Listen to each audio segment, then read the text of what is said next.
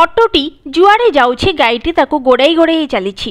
Auto ଭିତରେ ଚାଳକଙ୍କ ବ୍ୟତୀତ ଆଉ କେହି ବି ନାହାନ୍ତି କି ଅଟୋ ଚାଳକ ମଧ୍ୟ ତା ମାଲିକ ନୁହନ୍ତି। ଦର୍ଶକ ବନ୍ଧୁ, ଆପଣ ଭାବୁଥିବେ ତାହେଲେ କାହିଁକି ଏ ଗାଈଟି ଅଟୋ ପଛରେ ଏମିତି ଧାଉଁଛି ଆଉ ଆମେ ଏହି ଭିଡ଼ିଓଟି ଆପଣଙ୍କୁ କାହିଁକି ଦେଖାଇ ଏମିତି କହୁଛୁ। ହଁ ଦର୍ଶକ ବନ୍ଧୁ, ଇଏ ପରା ମା। ଏବେ ସେ ନୂଆ ନୂଆ ମା ହୋଇନି, 1.5 ବର୍ଷ ତଳର କଥାକୁ ଏ ଗାଈଟି ମନେ ରଖିଛି।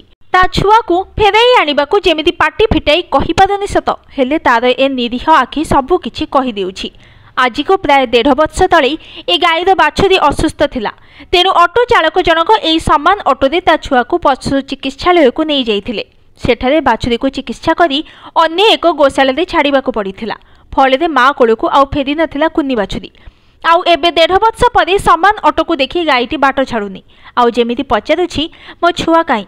ସତରେ ଦର୍ଶକ ବନ୍ଧୁ, ଏ ଭିଡ଼ିଓ ଆଜି ସମସ୍ତଙ୍କର ଆଖି ଓଦା କରିଦେଇଛି। ଯେଉଁଠି ଆଜିର ମଣିଷ ବାପା ମା ବୁଢ଼ା ହୋଇଗଲା ପରେ ବୃଦ୍ଧାଶ୍ରମରେ ଛାଡ଼ିଦେଇ ମଣିଷ ପଣିଆକୁ ଭୁଲି ଯାଉଛି, ସେଇଠି ଏ ପଶୁଟିର ଏ ଭଲ ପାଇବା ହୁଏତ ସମସ୍ତଙ୍କୁ ସମ୍ପର୍କରେ ମୂଲ୍ୟ ବୁଝେଇଦେବ।